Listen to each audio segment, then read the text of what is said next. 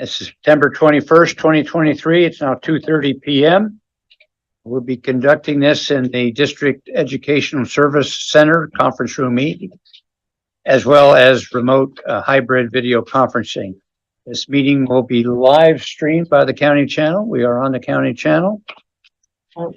Request for public comments will be accepted between 1 and 1:30 by sending email with your name, phone number, and topic to robin.cushenberry@beaufortk12.sc.us.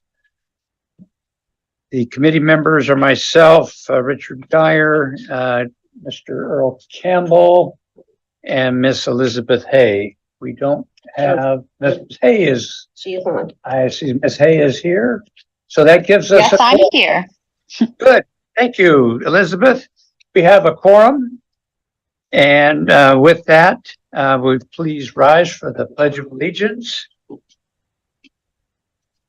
I pledge allegiance to the flag of the United States of America and to the republic for which it stands, one nation, under God, indivisible, with liberty and justice for all. Thank you. Okay, we could put the agenda up, please. It is. It says approval of agenda. Yeah. Can we show it for Elizabeth though? Huh? Can we put it up on the screen so Elizabeth can see it? Oh, I'm following along on my laptop as well, so. Okay, great. Yep. Well, Elizabeth, can I get a motion to approve the agenda, please? Yes, I motion to approve the Finance Committee meeting agenda for September 21st of 2023. And I will second that motion. Any discussion, Elizabeth? Not on my end. Not on my end either. So all in favor signify by saying aye. Aye. Aye. Motion carries unanimously. Mr. Campbell is at an appointment in Charleston at the VA Center. He's going to try to join us online. But right now, we don't have him. So we will press on. Do we have any public comments? No, sir. No public comments. And the next item on the agenda is the approval of the minutes of the last meeting, which was in August 2023. And that the date on that was August 10th. Oh, Elizabeth, could I have a motion to approve the minutes? Absolutely. I motion the committee to approve the Finance Committee meeting minutes from August 10th of 2023. Thank you. And I'll second that motion. Is there any discussion? Hearing none. All those in favor signify by saying aye. Aye. Aye. Motion carries unanimously. Moving right along. The next item on the agenda is the monthly Board of Education budget. And this is as of September 13th. And we have hardly done any spending in that. So nobody, the most we've spent is out-of-state travel. We're at 10.9%. Everything else is some stipends are out there for different meetings. Those are well under budget. And the total budget is only at 13.9% spent. I notice most of that is our legal services. What we've spent so far is we've spent $10,635 in legal services. And that's the biggest expenditure we've had thus far. And we have membership dues, the organizational membership dues of $50,000, which was to the School Boards Association. Elizabeth, do you have any questions about the monthly board budget? I do not at this time. Okay, so we will move on to the next item on the agenda is the monthly $1,000 report, or not $10,000 report, consolidated report. Do you have any comments on that, Ms. Crosby? I do not. I didn't notice anything in there that I had a question on. It seems pretty much the normal expenditures that we have at this time of year. I do have one comment only in the transparency report, which I'll get to when we get to that. Elizabeth, do you have any questions or comments? No, I do not. I will voice them when and if I do. All right, great. Okay, so let's go on to the transparency report. Okay. And one thing I noticed on here was the ServPro payment, $1.25 million. That was for the Hilton Head Island Middle School. So evidently, we will get reimbursed from the insurance company because, as I understand it, we have a liability of a maximum of what, 50,000? Was it 5,000, 50,000? I believe it's $25,000. 25,000? Mhm. Yeah, but we have to pay up front and then ask for Reimbursement. Reimbursement. Yes, we have to make the claim. claim, right? Yes. Well, I want to keep that kind of on the visible part. So that- Radar. radar, exactly, so that we don't lose that. Okay, do you have any issues or questions on the P card payment or that report, Elizabeth? I do not. Okay, the next one is the big report of 58 pages. I went through it line by line, and nothing was unusual that I found. It's a typical July 1st to July 31st, buy up your supplies for the year, your professional development that's going on, lots of professional development trips. Of course, we've got construction services in there, employee reimbursements for their trips and so on. I did make a note of page 43. Page 43. And page 43, another ServPro for, looks like about $17,000 from Hilton Head High. We have a fire there or There was something? a fire with the dryer, that's used in the athletic area. Yeah, And it created some smoke damage in that area and some nearby classrooms. So there was some remediation that needed to be done there. okay. Okay, that was the only thing that I found in there that I found a little unusual. Everything else was things that, the shredding contract, Orkin, the normal things that happen in the July period, when the schools are empty and we go out and get things done. So, William Smith joined. okay, Mr. Smith is with us. Good. All right.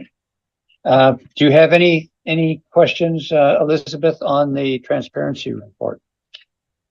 No, No. one of my only questions, but I can email anyone privately if I'm just making No, an go ahead. assumption. I'm assuming that because I'm noticing a lot of, this is my first time around seeing all these reports consistently since this is my first 8 months.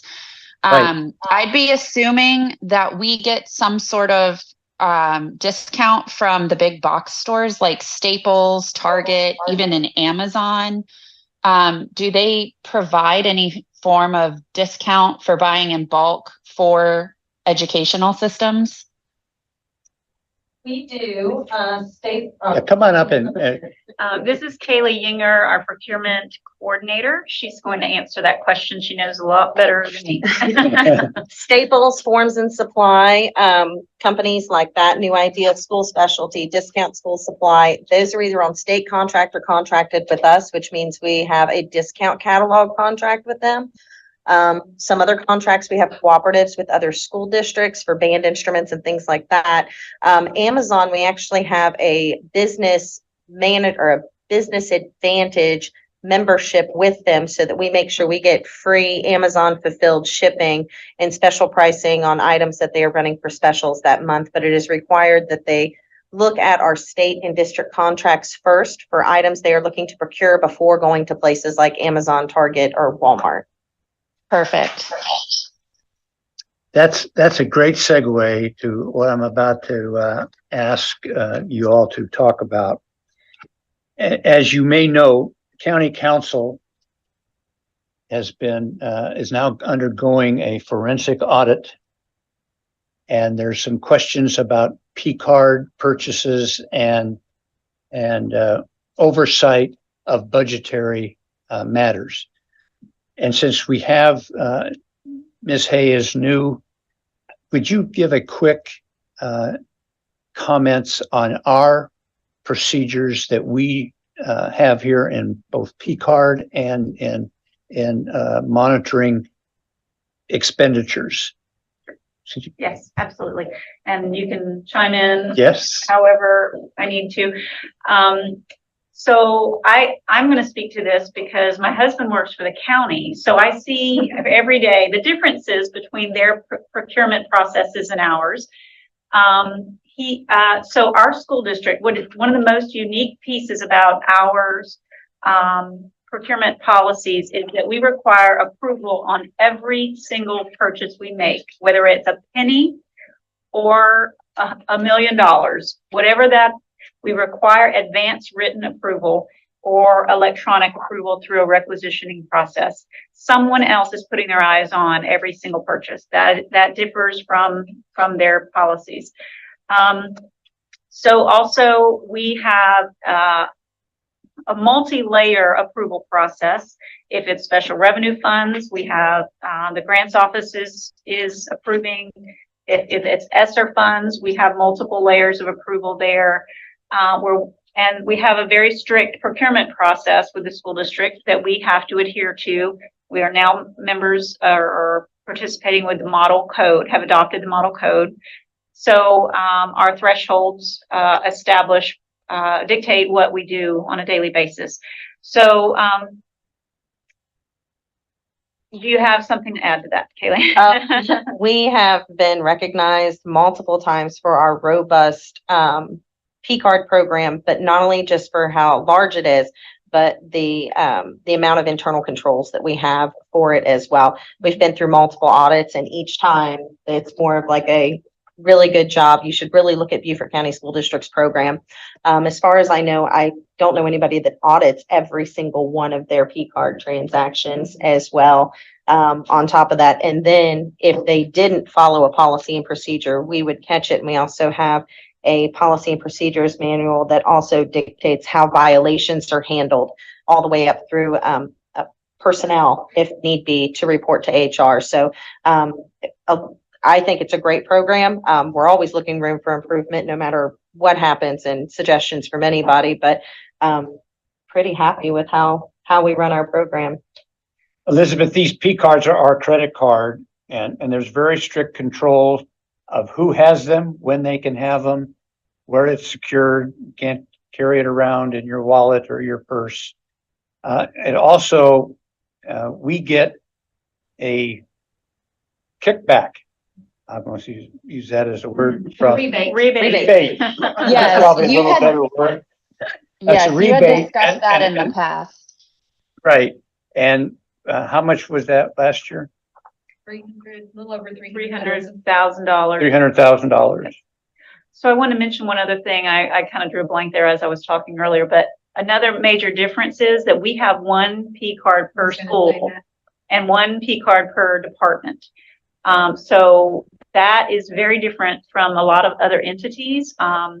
The county, for example, has multiple P cards per department, but the nature of their work is also very different. They're often out on the road, and they have to pick up a part or go to Lowe's or, go to a car parts shop or something like that. So the nature of their work is different than ours, but we're able to manage ours with one card per location, so it minimizes the number of cards we have out there.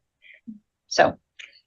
I'm going to piggyback on that and say that there is also a process where you have to be approved to be able to utilize the card, and you also have to sign out the card from the card designee so that at all times we know who is using those cards, what they're using for. And so there's all the way to the front end of actually physically taking possession of the card. We have degrees of process, internal control process to make sure that those cards are not being mishandled. They're also held in the school or the location. We do not allow them to take them home overnight. So they are not kept in a wallet anywhere. They are kept and have to be signed out by someone else that's responsible. And so it's sort of dual control there. Mr. Smith, your hand is up. Yes. And in terms of the P card, was something that was said in the beginning. It was so much questions. It was so much. I'm assuming so much was going on. In terms of the P card,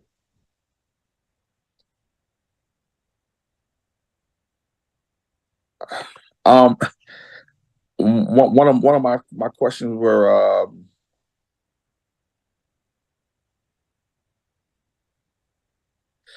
Someone stated that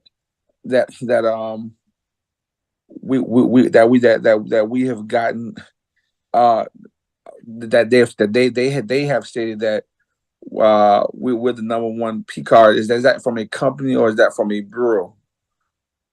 Who stated that? Or is that So just from we've never been, I think, named number one P card.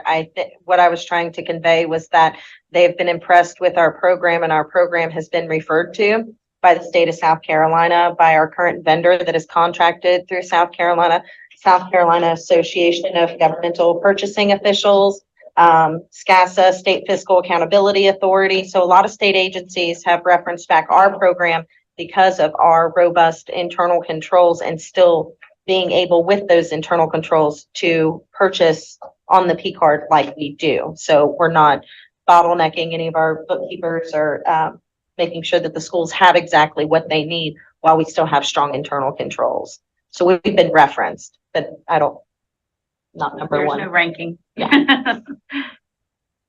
well This is important. Go ahead, Mr. Smith.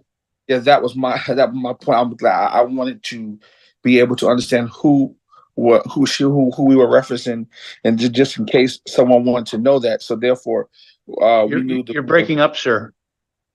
So that we know who the people were that were referencing us. So that that we could be clear on that. Because basically, Right. you know, Right. can you not hear me? Yes, you're breaking up a little bit, sir, but we get it. And I want to add to what you just said. I'm sure you're getting the same kind of questions from constituents that I am, that seem to think that the county runs our P card and that we are part of that county program. And I make sure to tell them that no, the county doesn't run anything that we do financially. So we don't have the problems that they're looking at the county right now. And as well, also, we have a different limit. I believe we have a limit, and I'm not sure that the county has a limit. Don't we have about a limit how much can be spent on a P card, or how much can be spent? I think that is a difference. And what is the limit that can be spent without board's approval?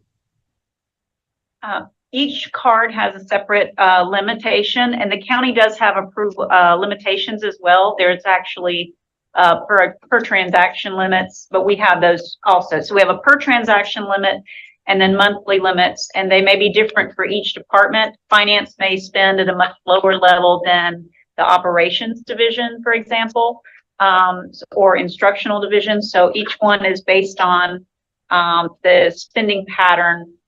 But the entire school district's limit is $15 million per year. Yes. Per year. No, I'm sorry, per month. Like Per we month. have to pay it. Yeah. 15 million per month. So basically, as long as the district don't spend more than $15 million, they don't have to come before the board. Is that what we're saying? No, we're limited by board policy to an approval. If that it requires board approval if we spend or propose to expend 0.1% of the full comprehensive budget. So it's about a $600,000 threshold that we have to come before the board. If it's not already approved in a line item budget, like our school district general fund budget or the 8% budget or a referendum budget. So we have that limitation as well, but that's for all spending, not just P card. Thank you. Okay, Ms. Hay, do you have any questions or comments? I do not. Thank you. Okay, thank you very much. I think we can move on to the next agenda item, which is the ESSER update. I'm going to turn this one over to Denise Matson, the Director of Special Revenue. We have provided just the typical monthly dashboard, and you can see that we are overall, all of our ESSER funds at 78% spent. We are at 99.97 of ESSER 2. It is it's finished by now. This was just in August, the 29th expenditures, where we had $7,700 left, and so that is all will be complete. And then we have a remaining balance in the ESSER 3 of about $17.5 million. And in August, our expenditures was $2.1 million. And you can see our largest areas was, of course, getting renewal on our educational software, made some payments on some HVAC replacements we're still completing, professional development costs on Summer Institute, some staffing, and then it was a quarter where we did claim our indirect cost. And so we fully expect for this ESSER 3 to be fully expended by next September 30th.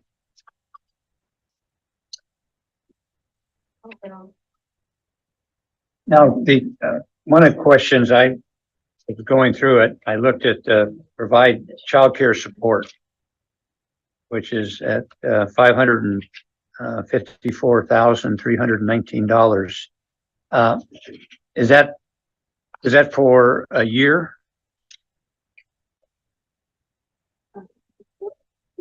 That's on page number 3. That yes, that was what was expended from the beginning of From the grant. the grant, Yeah, so it was about 2 years. about 2 years. Okay. The first year was about half of a year. So yes, it was. And that goes to teachers and staff?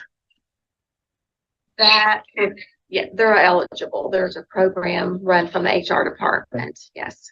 Now, that's a pretty valuable program and much appreciated and a benefit to our staff and our teachers. Are we going to be able to continue with that when ESSER ends next year? That's one of the questions that I really want to look at very strongly for the next year's budget. That's a benefit that's going to be hard not to continue to support, because now they've had 2 years of getting used to that, and it is a definite plus for them.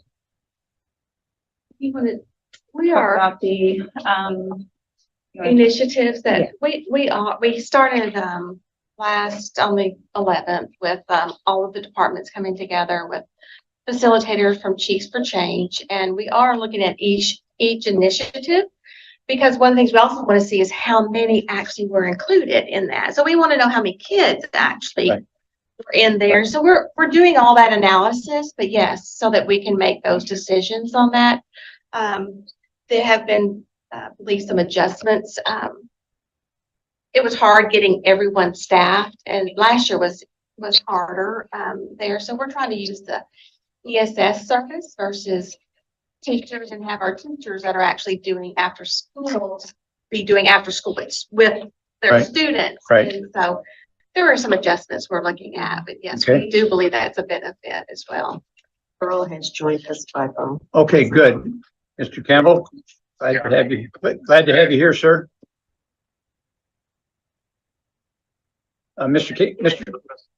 Yeah, we're in, starting on the ESSER, federal funding for, COVID piece right now. I think you all know that Dr. Rodriguez is in Washington DC. He's testifying before Congress, a Congress subcommittee, about the use of federal ESSER funds for extended learning programs in Beaufort County. Oh, okay. So that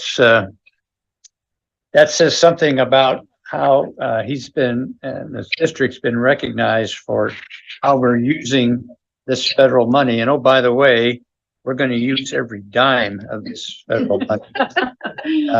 And many districts, but I've been told, really don't have a clue of how they're going to spend this money. We're not going to spend it on waste and fraud and abuse. We're going to spend it on student achievement, taking care of teachers, taking care of some of our infrastructure requirements for better health. And I think we're doing a fantastic job in this. And I think our chart shows that we've Yes. been doing it over time. Right. It's not going to be an end of No, thing. right. Managed it very well. That's a very good point, because oftentimes with federal programs, that's what you see. We have a mad minute in the last month of the fiscal year Yep. to spend it all. And some of that, You get that's when you get into trouble. When you have a plan like this is what auditors want to see. This is what the federal government, the state Department of Education want to see, is curved exactly like you show here. Elizabeth's hands up. Okay, Miss Hay, your hand is up.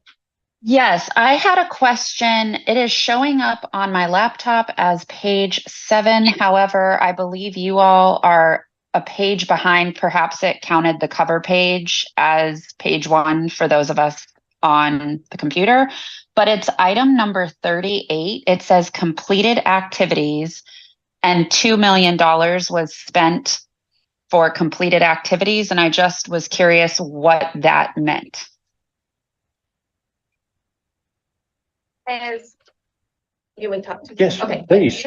As we had, as we were moving into the year, some of the activities from the FQ2 and 3 have been completed. And so to minimize our reporting piece there, I can certainly get a list of those completed items for you to look at for that. That would be Because great. It's just a very vague line item. So I was curious because it's $2 million. An example would be maybe mode remediation. It was a one and done. And so it was completed. Over time, it's only gone to that. Okay. Oh, Can you bring us a list and send it to the committee members? Breaking that out, how that was meant. I appreciate Yes, and that. just to reiterate, I'm not saying anything was done incorrectly. It's more just curiosity since it's a vague, oh, no. title. Absolutely. Very good. Very good. William's hands up. Mr. Smith, your hand is up. And actually, thank you.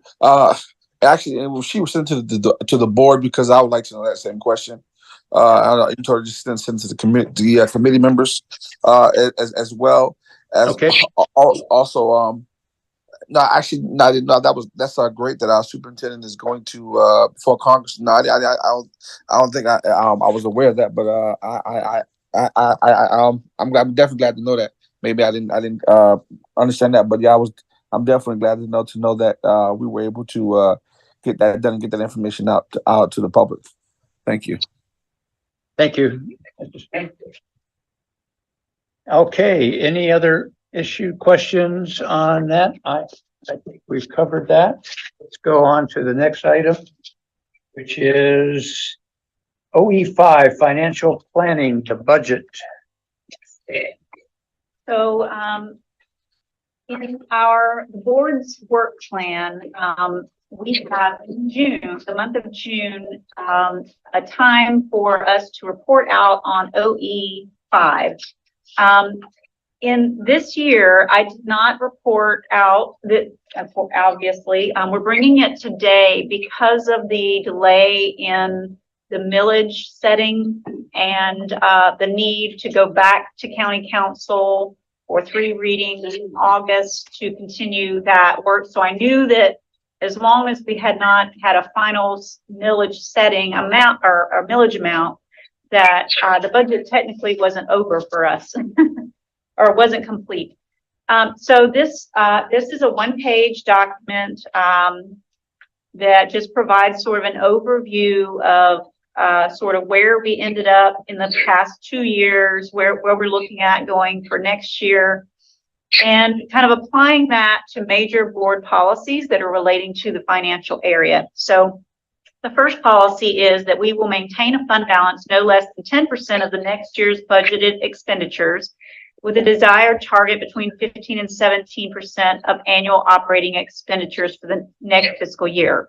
So we are a little above that at the end of fiscal year 22 at 17.8%, also $57 million.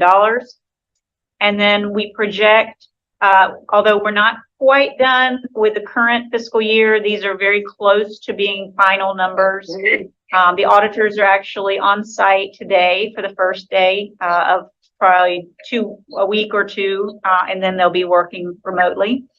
So it looks as if we're going to end up at 63.8 million, which is going to be closer to 19.9% of our projected next year's budget. And then again, we created a balanced budget, so it shows no increase or decrease in that fund balance or percentage for the next year. So we are a little above that target, and am interested in having maybe some future discussions on shifting that targeted range, but not necessarily today, but I would like to explore that, or have the opportunity to explore that topic. So also, we also have a policy that says fund balance should be maintained at a level that eliminates the need for a tax anticipation note.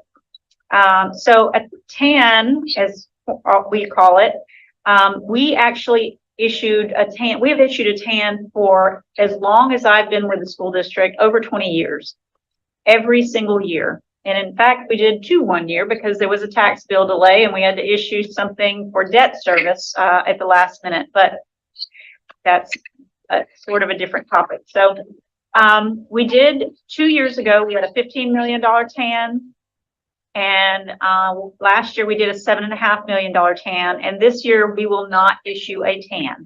And that is because our fund balance has grown to a level that does support and our operations, and for to give you a better understanding, this is a June 30 fund balance.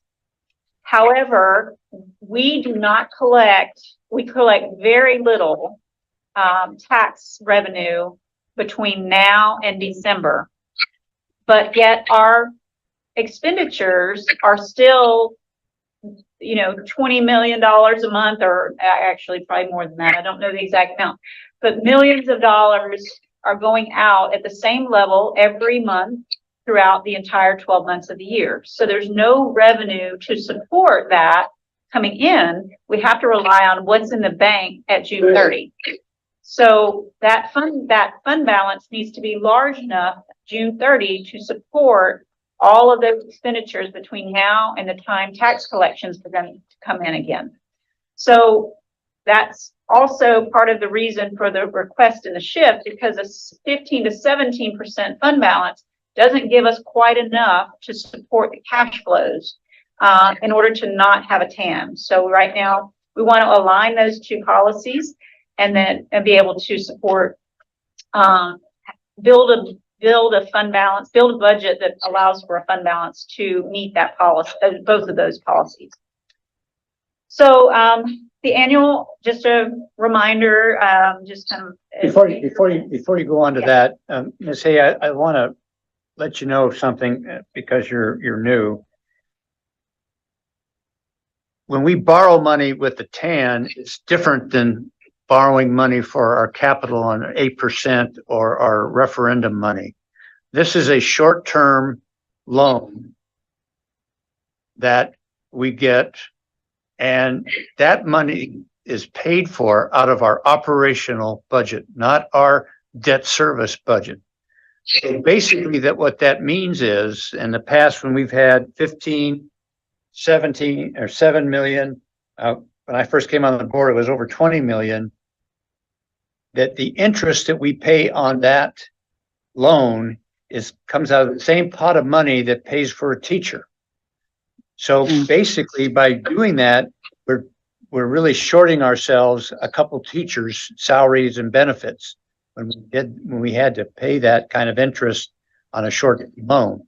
So doing away with this by having enough in our fund balance, the 15 and 17% that's kind of recommended is for general, most commonly funded governmental agencies.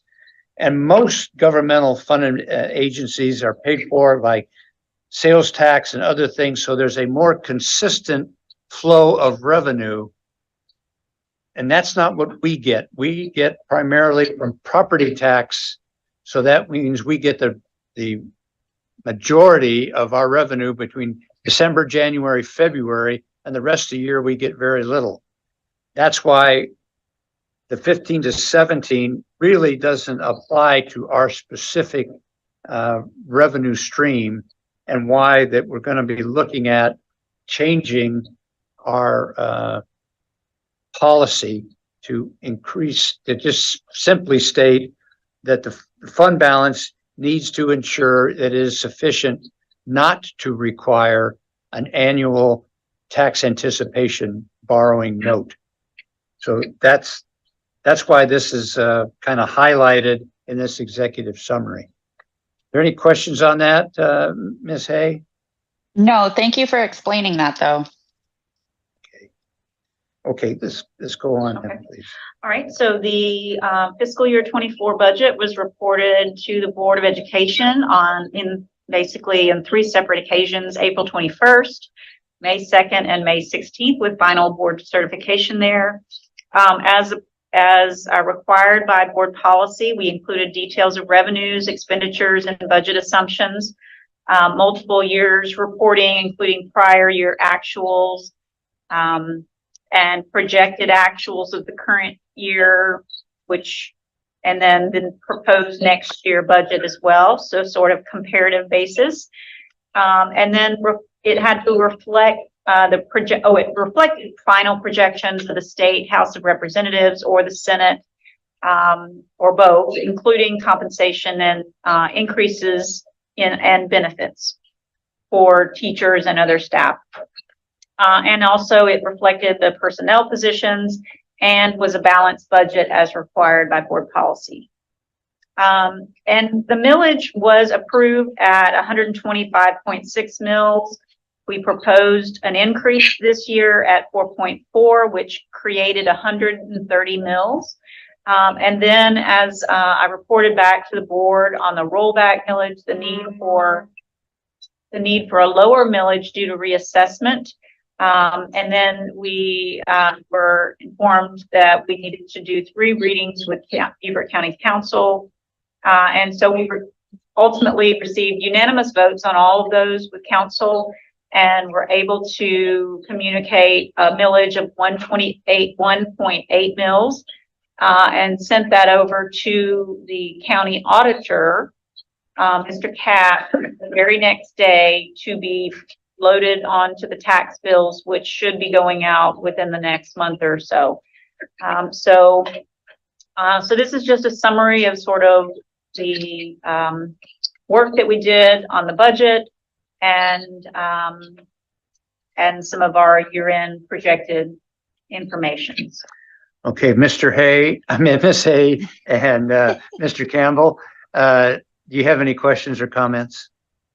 I don't. And I had Okay. thanked you for the other explanation, but didn't realize I was on mute and talking to myself. So thank you for explaining the last portion.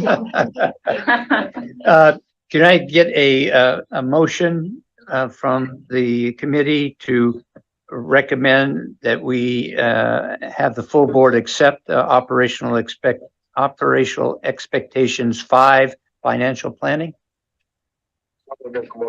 Okay. Yeah. Mr. Campbell made the motion. Ms. Hay, would you make a second? Absolutely. I second this motion. Is there any discussion? Hearing none, all those in favor signify by saying aye. Aye. Aye. Motion carries unanimously. Thank you. Next item on the agenda is the quarterly financial report for the 12 months ended on June 30th, 2023. Ms. Crosby. Yes. So, in the first 3 quarters of the year, we give you a very extremely detailed quarterly report.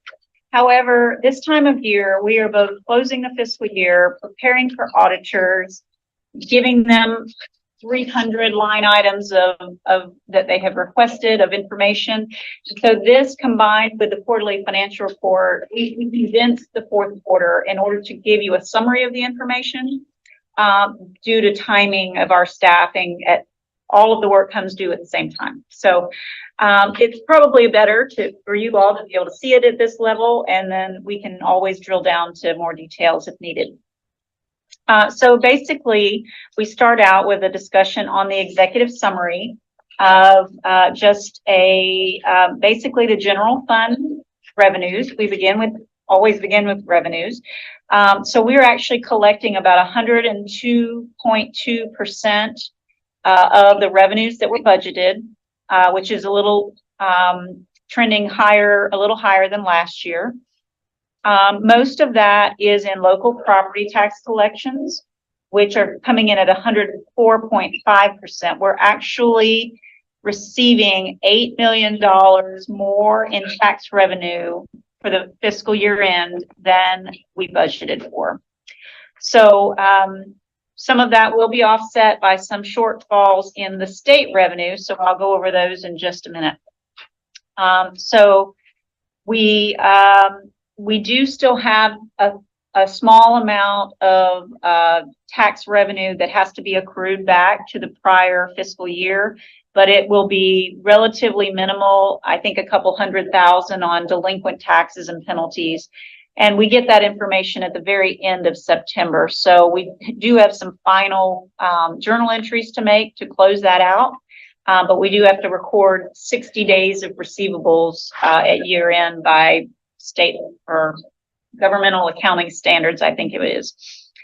From state revenue perspective, we're estimated at 104% of the final budgeted amount. The biggest difference being in state aided classrooms, which is now our primary funding source. It's really uncertain. We used to have EFA funding. This is now the EFA funding formula due to this new funding formula. So this was our first year of really figuring out what they were doing, how, and no one's figured out how to calculate it, but we're figuring out what funding sources it's coming into. And so this is an adjustment year for us to figure out that budget. And so we'll be able to be a little more accurate at that next year. And also federal revenues came in a little above budget as well at 101.1%. And we'll see it in a schedule later on, but we didn't mention here, but there are some transfers that come into the general fund that we were expecting to be at a much higher level. They're transfers from EIA fund, another special revenue fund. And those are going to be much lower than expected, than budgeted, because of the roll, the state rolled together, collapsed several special revenue funds, and we were uncertain as to which pot it was coming in on. And so we're going to see some of the revenue overages offset by some of that some of those lower transfers this year. So I'll show you that in just a minute. So expenditures are reported at 99.9%. I think if we put that out about 2 more decimal points, it would still be because I think it's actually 0.06% of the budget is what we underspent. It's $200,000 of a $298 million budget. I've never been that close, and it was quite scary. But we did a lot with our budget last year. We did take a large amount of slippage that we budgeted for. So that means we didn't budget quite 100% for every salary. We might have budgeted 95% or 94%. It was a little too close for comfort. So we didn't quite use all that slippage in the current year's budget. But we did expend almost every dime of that budget. So it's thrilling and frightening all at the same time. So our support programs did report spending at 98, and we're going to see in our instructional budgets, when you see the budget report, you're going to see some overages in the instructional areas. We did not transfer anything because we weren't sure how the final numbers were going to come out.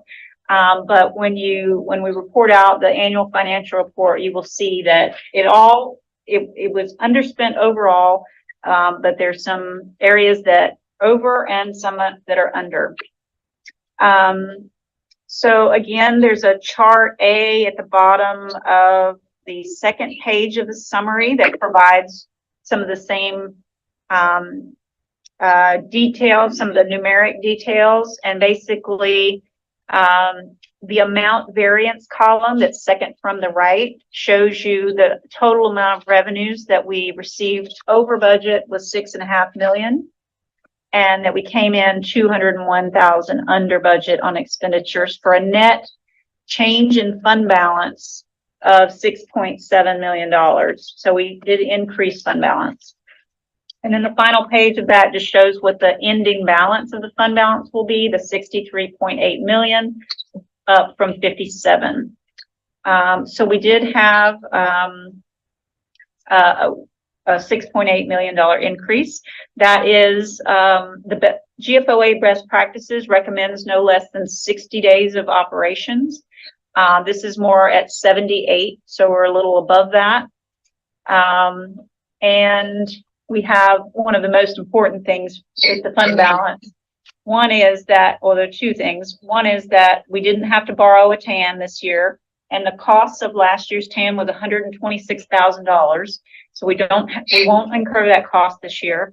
And the second thing is our credit rating depends, the stability of our credit rating depends on a healthy general fund balance. Every year they make a comment that we are not quite at the level of fund balance that our peers appear to be. So we're moving in the direction of making that AA1 credit rating more stable with an increased fund balance.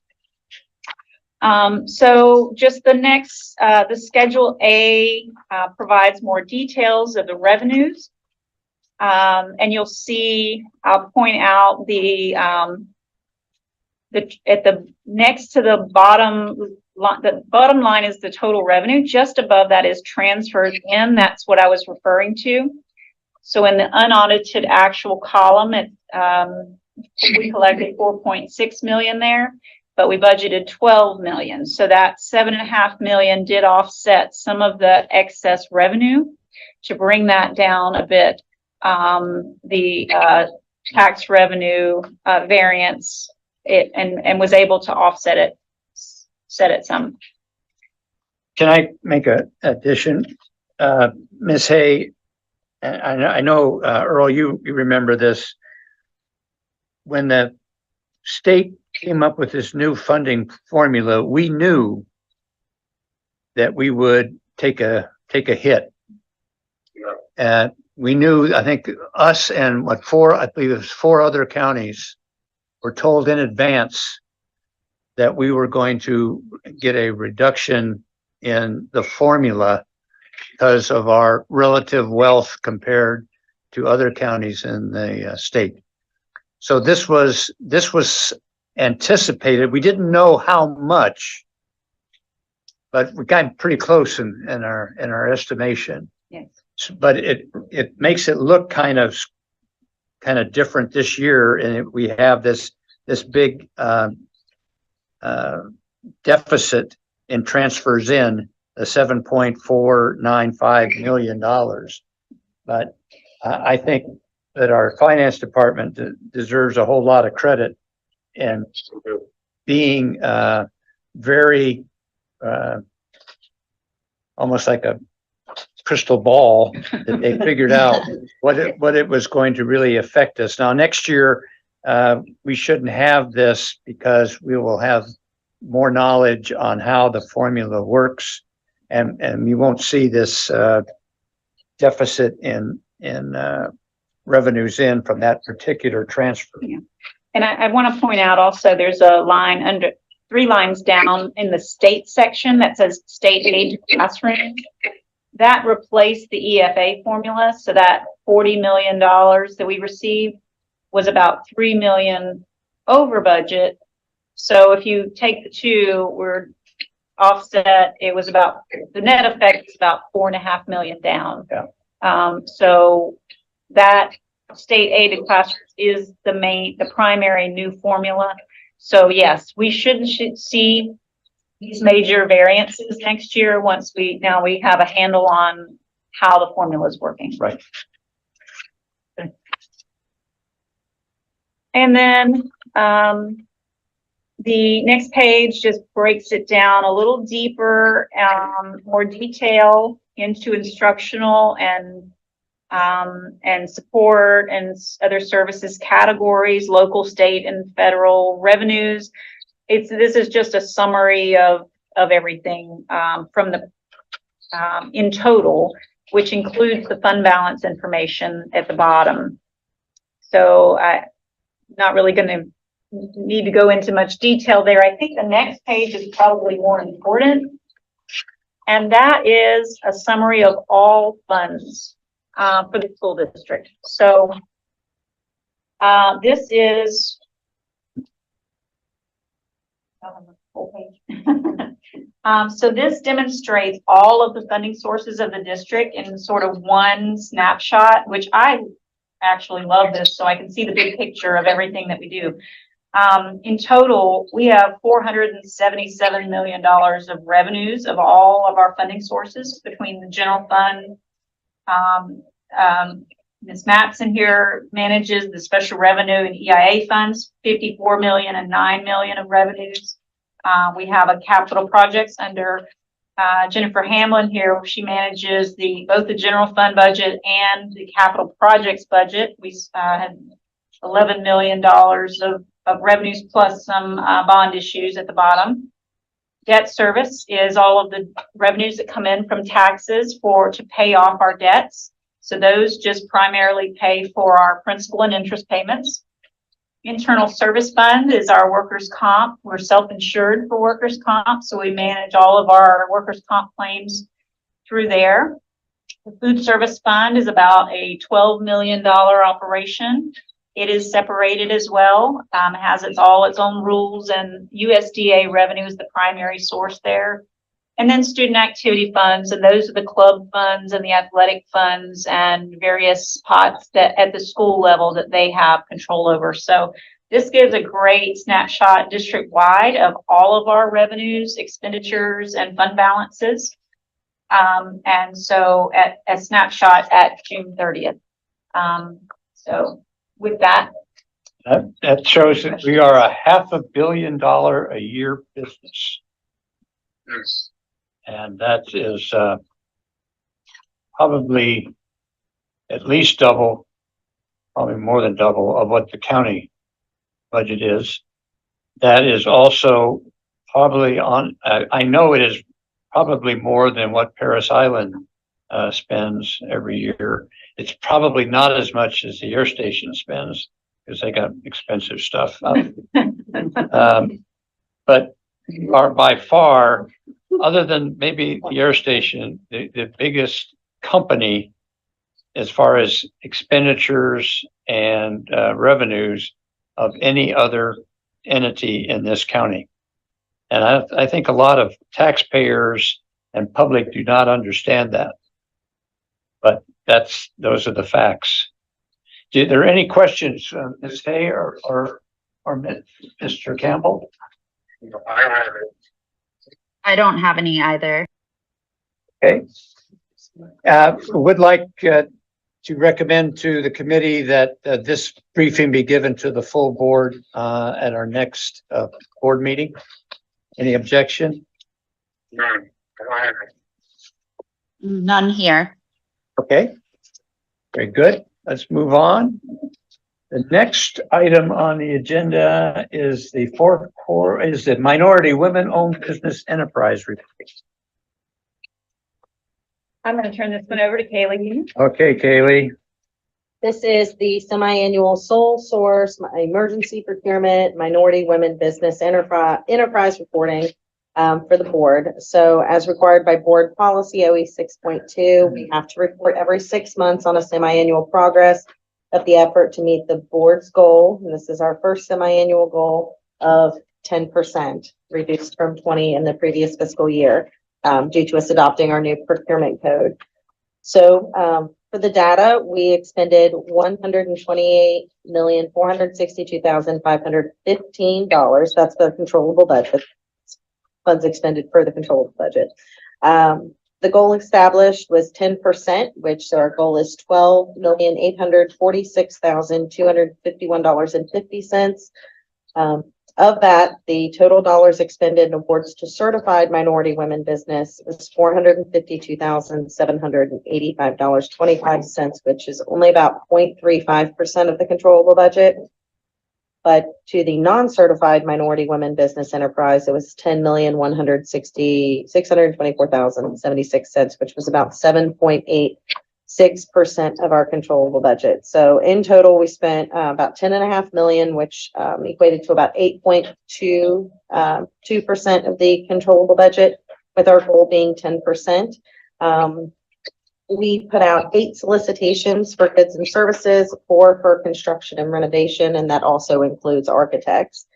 For our annual minority expenditures, 259,000 were for minority and 192,000, almost 193,000 was for women, and that made up our certified minority women business. Total certified minority vendors, 5, and the total certified women vendors of 3. So currently only 8 of our vendors, which the list is extensive for our non-certified and certified minority and women-owned businesses, only 8 are certified. As you can see on the back for the percentages and goals, even though we reduced our goal from 20% to 10% for the new procurement code for our goal, we are still trending up since 2021. So even though we've reduced our goal, we are still trending up ourselves.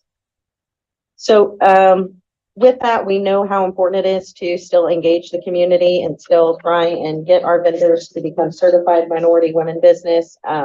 We are still promoting the working with the Beaufort County School District vendor handbook. We still do local newspaper and radio advertising semi-annually in February and August with information about proposed projects. In the spring of 2023, they scheduled a minority vendor fair for contractors hired. We do that annually. And then, of course, amazing outreach by CDRE Heary, which is our project management company. And we also post opportunities on our website. And also, with our thresholds increasing, you've noticed that our sole source and emergency procurement list has shrunk because emergency procurement or sole source doesn't qualify in either of those categories if the expenditure is under 10,000. So PCS revenue was our only sole source. That is our point of sale system with our food service company. So right now it's proprietary, and so that was sole source at the time. And again, emergency procurements, ServPro, and quality electrical systems. All of those were health, life, or safety at 3 different locations, or 2 different locations, Beaufort Middle and DeFusky Island Elementary School, and that occurred over the 3rd and 4th quarter. So,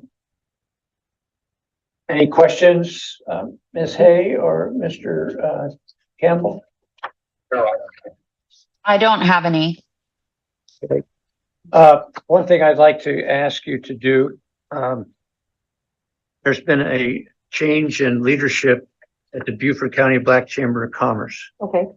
I would recommend, Ms. Crosby, that you or representative make an office call with her. Let her know of our goals and ask for their assistance in helping us achieve our goals. And, you know, the previous director knew of this. I think this new person might be a little bit more aggressive in helping us get some of these folks involved in our contracting services. So if you could do that, I would appreciate it.